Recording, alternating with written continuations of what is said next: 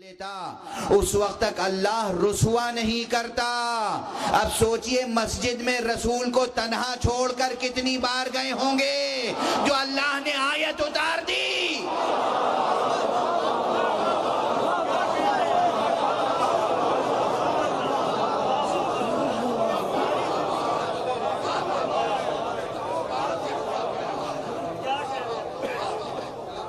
آیت کتنی بار گئے ہوں گے، گویا عادت ہو گئی تھی۔ ادھر رسول نے آواز دی اللہ اکبر، تکبیر کہیں، حمد و سورہ شروع کیا، ادھر باہر تماشا دیکھنے چلے گئے۔ کیا دیکھنے؟ تماشا۔ ارے بچے جائیں تماشا دیکھنے تو ایک بات ہے، کیا بات ہے۔ اب میں قرآن پڑھوں یا نہ پڑھوں، کہیے تو بند کر۔ ایک صلوات پڑھ دیجئے محمد۔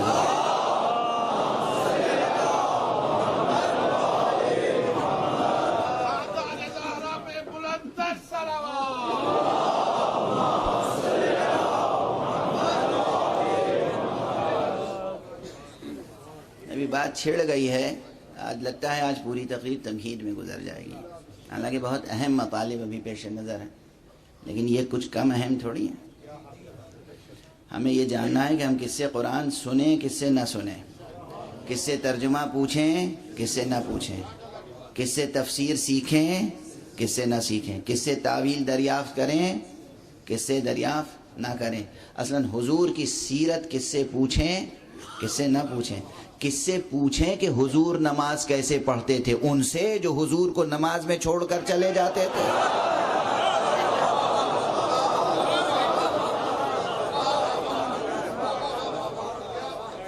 حضور نماز کیسے پڑھتے تھے۔ مجھ سے ایک بچے نے سوال کیا کہ یہ بتائیے کہ آخر مسلمانوں میں یہ اختلاف کیوں ہے کہ نماز کے کئی طریقے ہیں۔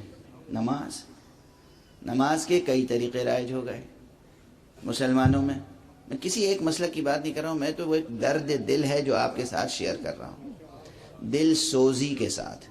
دل جلتا ہے، دل تڑپتا ہے، دل کڑھتا ہے اس کیفیت پر مسلمانوں کی کہ نماز میں بھی متحد نہیں ہے۔ ایک غیر مسلم سوال کر سکتا ہے، خود مسلمان بچہ سوال کر سکتا ہے کہ آخر حضور پاک نے اتنے دنوں تک نماز پڑھی، سب مل کے نماز پڑھتے تھے مسجد میں، تو پھر دیکھتے نہیں تھے حضور کیسے نماز پڑھ رہے ہیں؟ کب بلند آواز سے پڑھ رہے ہیں، کب آہستہ پڑھ رہے ہیں، کیا بلند آواز سے پڑھ رہے ہیں، کیا آہستہ سے پڑھ رہے ہیں، کیا انداز ہے، کیا وضع ہے، قیام کیسا ہے، رکوع کیسا ہے، سجود کیسا ہے۔ پورا سورہ پڑھ رہے ہیں، آدھا سورہ پڑھ رہے ہیں، کیا پڑھ رہے ہیں، کیسے پڑھ رہے ہیں۔ حضور کو سب سنتے نہیں تھے، سمجھتے نہیں تھے۔ اب یقیناً سنتے ہوں گے، یقیناً سمجھتے ہوں گے، مگر یقین کس کا کیا جائے؟ وہ فہرست مرتب کیجئے کہ جو اس آیت سے خارج ہوں۔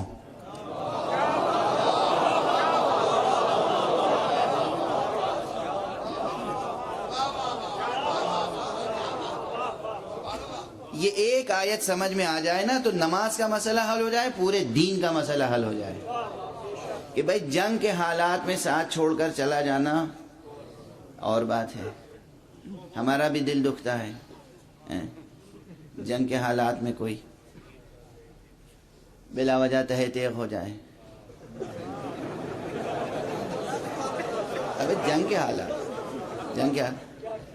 اب کیا پتا کس کے دل میں نور ایمان ہے، کس کے دل میں نہیں ہے، کون ایمان چھپا کر کفر کا اظہار کر رہا ہے، کون کفر چھپا کر ایمان کا اظہار کر رہا ہے، کون کس کی تیغ سے قتل ہو جائے وہاں کیا ٹھکانہ ہو اس کا۔ اس لیے میدان جنگ میں تو ہر ایک کے لیے دل کوڑتا ہے ہمارا، لیکن یہ مسجد ہے، قرآن ہے، قرآن سورہ مبارک ہے جمعہ، اس کی آخری آیت وَإِذَا رَأَوْا تِجَارَةً أَوْ لَهْوًا، اور جب یہ دیکھتے ہیں تجارت یا تماشا، انفضوا الیہا، اس کی طرف چلے جاتے ہیں، وَتَرَكُوكَ قَائِمًا، اور آپ کو قیام کی حالت میں چھوڑ کے چلے جاتے ہیں۔ رسول کو چھوڑ رہے ہیں، قیام کی حالت میں چھوڑ رہے ہیں، مسجد میں چھوڑ رہے ہیں، اور حضور قرآن کی تلاوت کر رہے ہیں۔ جو توجہ سے قرآن نہ سنے، جو توجہ سے حضور کے ساتھ نماز میں قائم نہ رہے وہ بتائے گا نماز کیسے پڑھتے تھے حضور، وہ بتائے گا کہ قرآن کا ترجمہ کیا ہے، قرآن کی تلاوت کیا ہے، قرآن کی قرأت کیا ہے، قرآن کی تفسیر کیا ہے، قرآن کی تعویل کیا ہے. یہ ایک مقام